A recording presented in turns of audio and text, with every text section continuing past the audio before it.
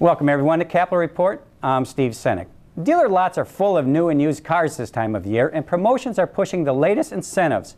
As a car buyer, it may be the best time for you to buy that new or used vehicle. Beginning this year, a new law was put into place ensuring that all car dealers disclose what it costs for those additional optional items, such as rust proofing. While many car dealers have been providing this information for some time, now all dealers are required to do so.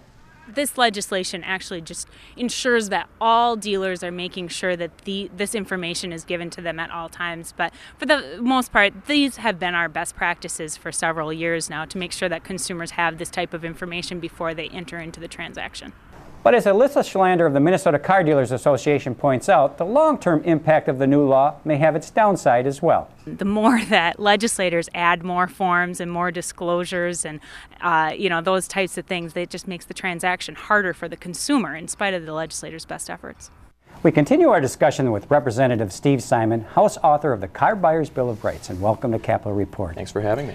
The new law requires the disclosure of add-ons. What Right. particularly are we talking about? Well, these are the various accessories that car buyers usually buy when they're going to buy a car. For example, it can include rust-proofing products, it can include, seal coating, things like that, sometimes certain security devices, add-ons of that nature. That's the kind of thing that has to be disclosed separately and apart. So now when you buy a car, you see what the price would be or what the monthly payment would be with and without those particular add-ons. Are you disclosing the total cost of those, or if they are incurred as part of the payment, what that portion would be? Well, both. It's the total cost and what the payment would be. So now you'd know, for example, what you would pay per month with the rust proofing and without the rust proofing. So instead, it sort of breaks apart those packages so you can see on kind of an a la carte basis, one by one, what these various features will cost you per month. When the bill hit the Senate floor, there was extensive debate.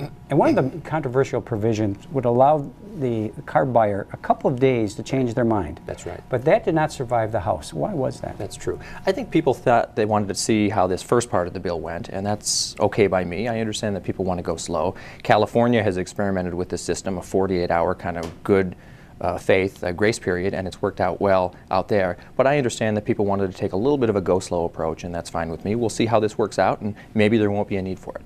Alyssa Schlander from the Minnesota Auto Dealers Association, we interviewed her shortly ago, and she made a very good point, and I want you to watch what she had to say. Sure. I think that legislators just need to realize that dealers are in the business of customer satisfaction, and we are trying to keep the process as easy, consumer-friendly, and easy to understand as possible. From what you just said, was it, in your opinion, necessary to have this law? Well, it really was, and we didn't just make up the problem. It wasn't a couple of legislators just kind of imagining this. There had been numerous complaints not only to the Attorney General's office, but to our offices about certain practices. Now, I know, and it's true, I think the vast, vast majority of auto dealers are honest, upright corporate citizens. And it's true that auto dealers are in the customer service business, but so is Burger King. That doesn't mean that we don't regulate the quality of the meat that goes into hamburgers. Every business, virtually, is in the business of customer service. So we're not doubting their commitment to that, but what we do want is to put consumers in the driver's seat, no pun intended, and give them more information. And there's really very little harm in giving consumers, giving people who buy things, more information rather than less, and that's what this bill is all about. Did you hear from consumers about particular actions that were occurring? Yes, directly and indirectly. People felt that they just didn't have enough information. They didn't know, for example, when someone was snooping around in a credit report, they may have bought a vehicle that was deemed certified, even though that term really had no meaning. So a lot of people assumed that certified meant that there had been a checklist of various options, that it had gone through some rigorous screening process, when in reality, until this bill was passed, certified meant basically whatever anyone selling a car wanted it to mean. And we wanted to put some teeth into that and make sure consumers knew when something said that it was a certified pre-owned vehicle, for example, that they knew what it meant, or really more particularly what it didn't mean. And what doesn't it mean? Well, that's the way we structured the bill. We didn't really define what certified means, but we said, look, here's what the bill says. If you say something is a certified pre-owned vehicle, it can't mean the following. And the list includes things like flood damage, odometer rollbacks, something that was a salvage vehicle, something that was known to have been in a collision, that kind of thing. And there's a long list in the statute of things that it can't mean. So it can still be left to the imagination of this or that particular dealer. And I think the vast majority, of course, are upright and very honest with the public. But there are those cases when people use that loophole, that word certified, to basically convey a message that's not altogether honest. Does more need to be done to protect the car buyer? in your opinion? I'm perfectly content to wait and see how this bill plays out. But you know, we have to protect consumers who go in unaware.